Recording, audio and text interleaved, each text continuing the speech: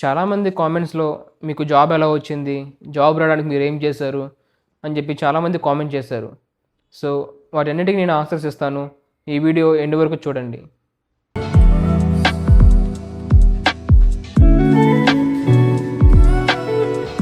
ఈ జాబ్‌లో ఎలా జాయిన్ అయ్యానో చెప్పే ముందు, అసలు నేను నా కెరీర్ ఎలా స్టార్ట్ చేశానో మీతో పంచుకుంటాను.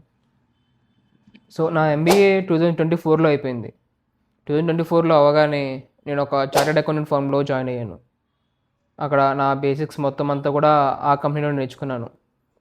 జీఎస్టీ ఎలా ఫైల్ చేయాలి, టీడీఎస్ ఎలా ఫైల్ చేయాలి, ఇన్కమ్ ట్యాక్స్ ఎలా ఫైల్ చేయాలి, ఇలా మొత్తం కంపెనీ గురించి, కంపెనీలో జరిగే ఆడిటింగ్ ఇవన్నీ కూడా అక్కడే నేర్చుకున్నాను.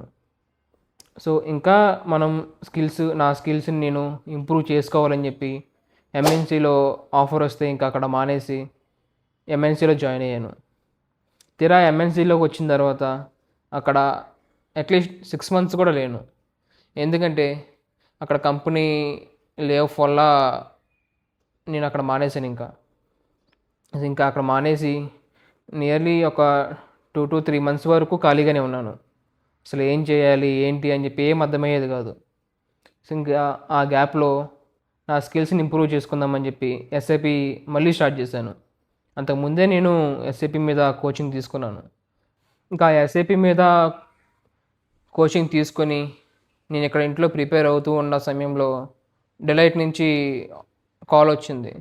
ఇలా మీకు P2P మీద ఇంటర్వ్యూ జరుగుతుంది, అటెండ్ అవుతారా అని. అంతకన్నా భాగ్యమా అని చెప్పి డెలైట్కి వెళ్ళాను.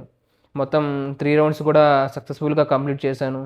హెచ్ఆర్ తోటి శాలరీ డిస్కషన్ కూడా మొత్తం అయిపోయింది. జస్ట్ ఆఫర్ లెటర్ కోసం వెయిటింగ్ అంతే. ఒక 2-3 daysలో వస్తుంది అన్నారు. సో ఇంకా 2-3 daysలో కూడా ఆఫర్ లెటర్ రాలేదు. రిమైనింగ్ నాతో పాటు ఇంటర్వ్యూ ఇచ్చిన వాళ్ళందరికీ ఆఫర్ లెటర్ రిలీజ్ చేశారు, కానీ నాకు మాత్రం చేయలేదు. ఇంకా ఏంట్రా అని చెప్పి ఆలోచిస్తూ ఉన్న సమయంలో ఇంకా జెన్పాక్లో కాల్ వచ్చింది. ఇంక జెన్పాక్లోకి వచ్చి ఇంటర్వ్యూ అవ్వగానే మొత్తం అంతా సెలెక్ట్ చేశారు. వితిన్ 2-3 daysలోనే మొత్తం అంతా కన్ఫర్మేషన్ అయిపోయింది. ఇంకా తర్వాత జాబ్ కన్ఫర్మేషన్ అయిపోయింది కదా అని చెప్పి ఇంటికి వెళ్ళాను. ఇంటికి వెళ్ళి అక్కడ కొన్ని డేస్ ఉండి అక్కడ పేరెంట్స్తో వాళ్ళతో కొంచెం టైం స్పెండ్ చేశాను. ఇంకా సడన్గా వన్ డే కాల్ వచ్చింది జెన్పాక్ నుంచి. ఇలా మీకు 22nd ఆన్బోర్డింగ్ ఉంది, రేపు మీరు రావాల్సి వస్తుంది అని చెప్పి కాల్ చేశారు. సరే అని చెప్పి నేను ఇంకా ఇంటి దగ్గర నుంచి హైదరాబాద్ వచ్చేసాను. హైదరాబాద్కి వచ్చిన తర్వాత 22nd నేనైతే ఆన్బోర్డింగ్ అని చెప్పి వచ్చాను. తీరా ఆన్బోర్డింగ్ అని చెప్పి వెళ్ళిన తర్వాత అక్కడ మీ లిస్ట్లో మీ నేమ్ అయితే రాలేదు, మీ బ్యాక్గ్రౌండ్ వెరిఫికేషన్ ఇంకా పెండింగ్లో ఉంది, మిమ్మల్ని తర్వాత మేము కాంటాక్ట్ అవుతామని చెప్పారు. మళ్ళీ ఇదేమిట్రా బాబు అని చెప్పి ఆలోచిస్తున్నా.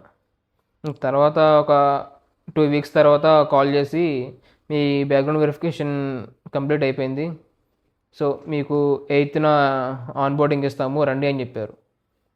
ఇంకలా నేను 8th ఆన్బోర్డింగ్ అయ్యి జెన్పాక్లోకి అడుగుపెట్టాను. సో ఇలా నేను జెన్పాక్లో ప్లేస్ అయ్యాను. సో చాలామంది అడుగుతున్నారు, జెన్పాక్లో ప్లేస్ అవ్వాలంటే ఏ స్కిల్స్ ఉండాలి, మనం ఎలా ప్రిపేర్ అవ్వాలని చెప్పి చాలామంది అడుగుతున్నారు. సో ఫస్ట్ ఆఫ్ ఆల్ మీకు ఎస్ఏపి అయితే వచ్చి ఉండాలి.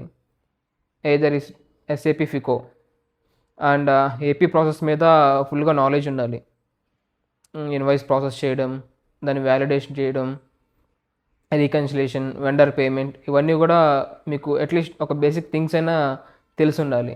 చాలామంది కామెంట్స్లో అడిగారు అసలు జెన్పాక్ట్కి రావాలంటే ఎలా రావాలి, ఎలా అప్లై చేసుకోవాలి అని. సో ఫస్ట్ థింగ్ మీరు జాబ్ పోర్టల్స్లో సెర్చ్ చేయండి. Either it is Naukri, LinkedIn, ఇలా జెన్పాక్ట్ని సెర్చ్ చేసి దాంట్లో కరెంట్ ఓపెనింగ్స్ అని చెప్పి ఉంటాయి. లేదంటే అఫీషియల్ వెబ్సైట్లోకి వెళ్ళి ఓపెనింగ్స్ కెరీర్స్ పోర్టల్లో చూసుకోవాలి. సో నేనైతే నౌకరీలో అప్లై చేశాను. చేసిన తర్వాత వాళ్ళైతే కాల్ చేసి ఇలా షెడ్యూల్ చేస్తున్నామని చెప్పి నాకు ఇంటర్వ్యూ అయితే షెడ్యూల్ చేశారు. మీరు కూడా జెన్పాక్ట్లో జాయిన్ అవ్వాలి అనుకుంటే రెగ్యులర్గా జాబ్ పోర్టల్స్ని సెర్చ్ చేయండి, అలాగే వాటిని ఫాలోఅప్ చేస్తూ ఉండండి. సో ఇలాగా నేను జెన్పాక్ట్లో ప్లేస్ అయ్యాను.